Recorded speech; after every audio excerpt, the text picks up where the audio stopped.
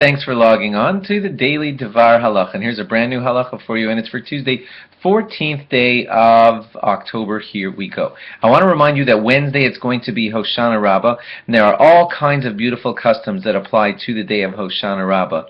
It is a very significant day. It is the final stamp on the seal that was sealed on Yom Kippur. In that way, it is quite a serious day in some ways. It's the last chance to say Tashlich. Some people learn all night long on Hoshana Rabbah night. That would be Tuesday night going into Wednesday morning. Some people try to learn the whole book of Devarim. Some people go to long rabbi speeches. Some people say special prayers. You should contact your shul and or your rabbi and find out what special things your shul is doing on the night of Hoshana Rabbah. It is certainly not a night to be watching baseball games or things like that. It is the final day of the days of awe. That's one way to put it. The Yamim Noraim, which were heightened in Rosh Hashanah and Yom Kippur, they kind of come to a close on Hoshana Rabbah morning.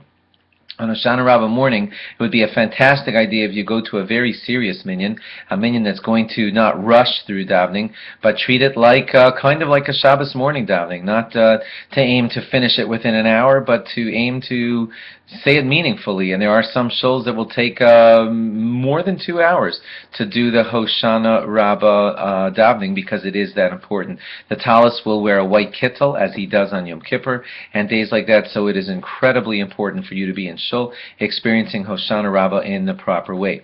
At the height of the Hoshana Rabbah celebrations, thing that you will only see once in the entire year, we will circle the bima 7 times, and at the end of the circling, then we will take the Hoshanas in hand. That's 5 Arovos, and then we will, at the end of a special ceremony involving the Arovos, we will hit the Arovos on the ground. 5 times is the standard custom. Some people hit them until all the leaves fall off.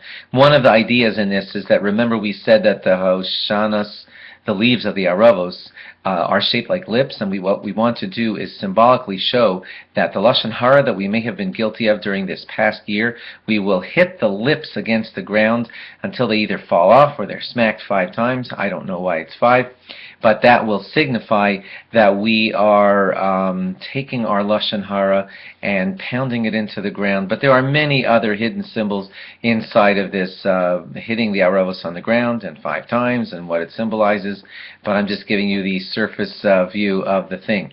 Remember also, so many things to tell you, that on Shmini Atzeres we will be switching over at Musaf time into no longer saying Morid Hatal if you were Sfard, or if you were Ashkenaz and you were saying nothing, in that special insert right before Mechal Kel Chaim, we will now be switching over to saying Mashiv Haruach Morid Hageshem. The general rule is that it's very important to start switching it then and to never forget, because if you forget and don't say the Mashiv Haruach Morid Hageshem, then you have to repeat the Shmona Esrei.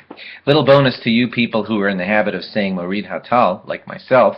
Anyone who's in the habit of having said Morid Hatal throughout the summer, if you forget to say Mashiv Haruach, you're probably going to fall back to your old habit and say Morid Hatal.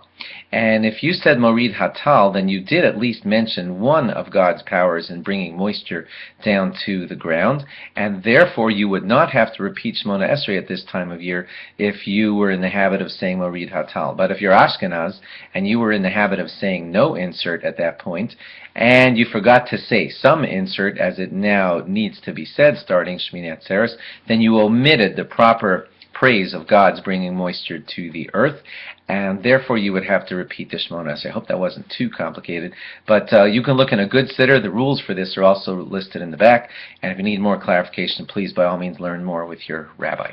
Thanks for logging on, and log on again on Hoshana Rabbah one more time when we give you laws before the 3-day Yom Tov. And if you're celebrating a 3-day Yom Tov, in other words, if you're outside of Israel, and you're going to have Yom Tov on Thursday and Friday and Shabbos, another reminder that you'll need an Eruv Tavshilin on Wednesday. Thanks for logging on. Log on again on Hoshana Rabbah for more. Bye-bye.